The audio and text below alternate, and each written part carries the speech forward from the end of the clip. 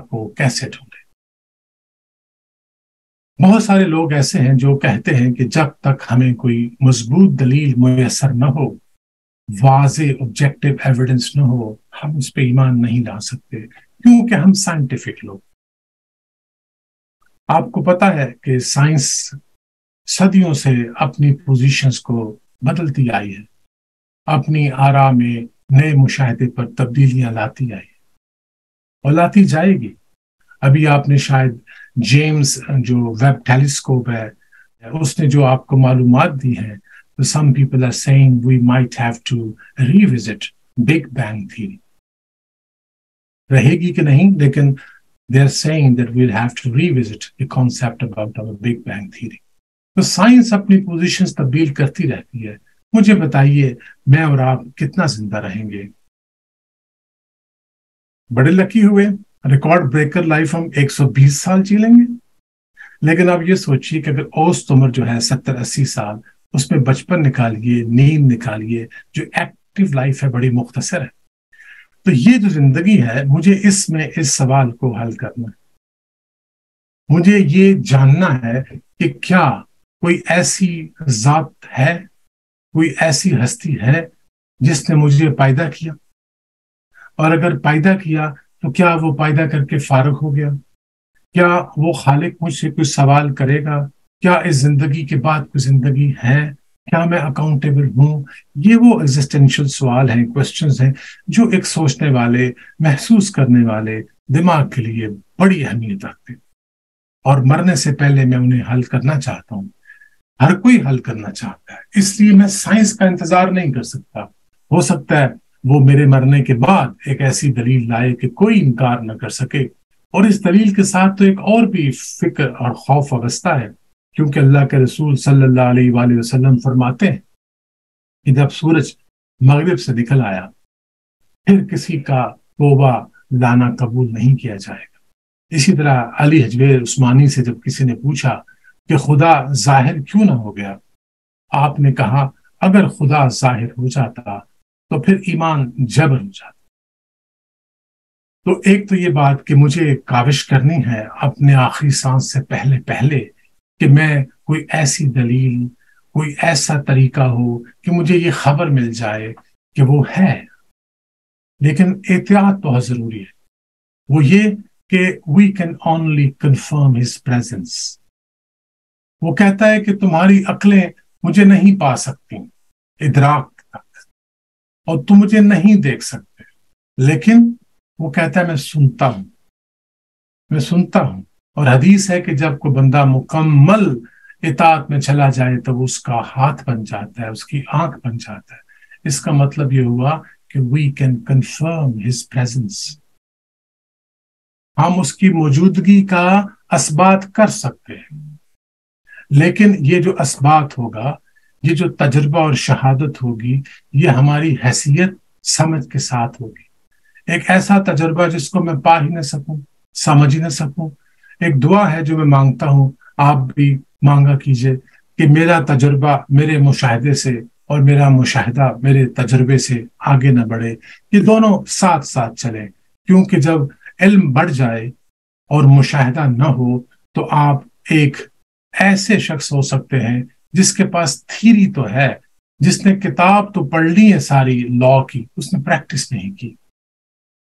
Important بات ہے، آپ کسی ایسے طبیب سے اپنا علاج کروانا پسند کریں گے جس کو کتابیں حفظ ہوں، لیکن اس نے کوئی مریض نہ دیکھا ہو، اس نے کوئی علاج نہ کیا ہو؟ اسی طرح کیا آپ کسی ایسے شخص سے علاج کروانا پسند کریں گے جس نے مریض تو ہزاروں دیکھے ہوں، لیکن نہ کبھی کسی کالج میں گیا، نہ کبھی امتحان پاس کیا؟ تو اس لیے آپ دعا کیا کیجئے، یا اللہ میرے علم اور میرے مشاہدے میں ایک مناسب برابری رکھنا، تاکہ میں صحو فکر کے ساتھ تیری طرف بڑھتا رہوں، کیونکہ God is known by the function he keeps, he is not known by the person he keeps۔ وہ کہتے ہیں نا، استاد سناتے ہوتے ہیں کہ وہ کچھ اس طرح سے آئے، مجھے اس طرح سے دیکھا، میری آرزو سے کم تر، میری تاب سے زیادہ۔ باقی ہمارے مشاہدے کی غربت مشاہدہ کا یہ عالم ہے کہ ہم انفرا ریڈ نہیں دیکھ سکتے، الٹرا وائلٹ نہیں دیکھ سکتے، 20 डेसिबल से नीचे और 70 डेसिबल से ऊपर हमें तकलीफ शुरू हो जाती है। 250 डेसिबल पे दिल फट जाते हैं और फेफड़े काम छोड़ देते हैं सिर्फ साउंड वेव से। तो आपको समझ आई कि वो सूर जब फूंका जाएगा वो तखलीकी भी हो सकता है, तखरीबी भी हो सकता है। इस पर फिर कभी बात करें। कदीम तरीन मज़हब में से एक मज़हब हिंदुइज्म है। एक ऐसी कोट मेरी नज़रों से रिसेंटली गुजरी, ये बड़ी डिसऑनेस्टी होगी और तासुब होगा मेरा अगर मैं वो आपसे शेयर न करूं। तो भगवत गीता में लिखा है, Those who constantly serve me with love and devotion, I endow them with the intelligence that helps them come to me.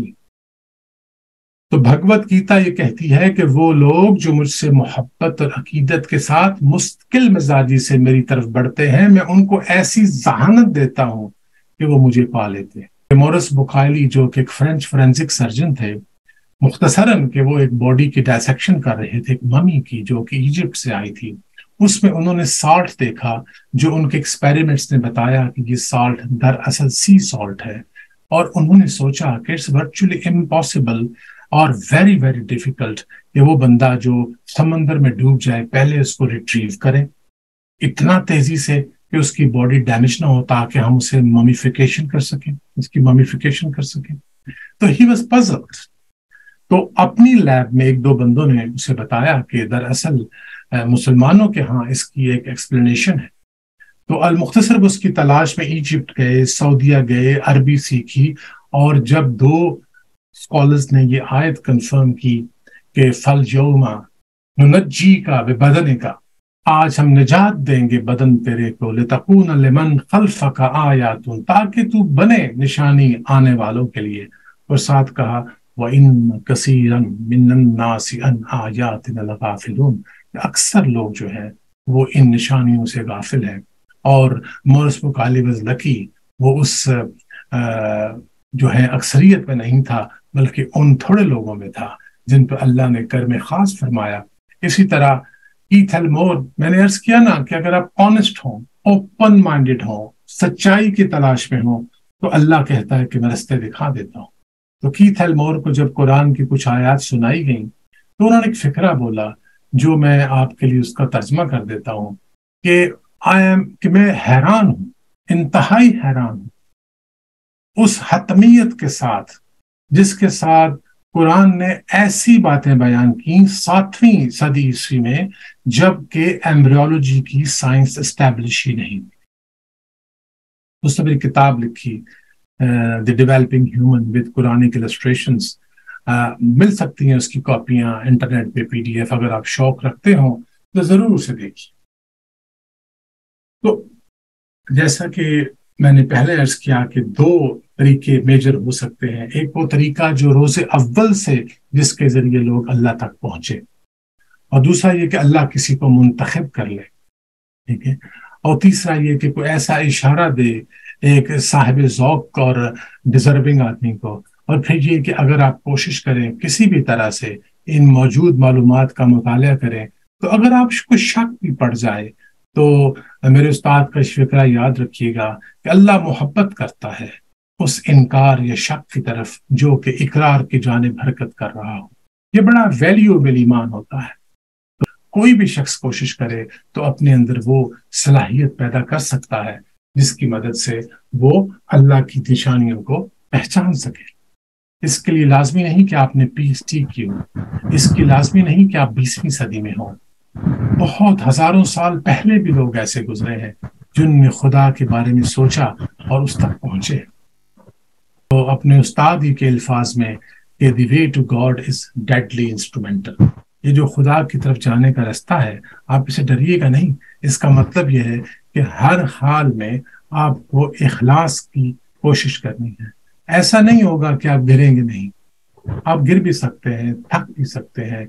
ये ऐसा क्या कहते हैं सहरा है, लक तक सहरा, जहां चलते चलते कभी थकन गालिब आ जाए, कभी नाउमीदी के बादल आप पर छा जाएं। तो ऐसे में खुदा अपना क्या कहते हैं कि दस्त शफकत आपके आरज़ दिल पे रखता है اور آپ کو سکون دیتا ہے، جیسے کہیں صحرا میں ایک نخلستان مل جائے، آپ کی امید بندھائی جاتی ہے اور آپ پھر سفر شروع کرتے ہیں، حتیٰ کہ آپ اس وہاں تک پہنچتے ہیں جہاں تک پہنچنا مقصد ہے۔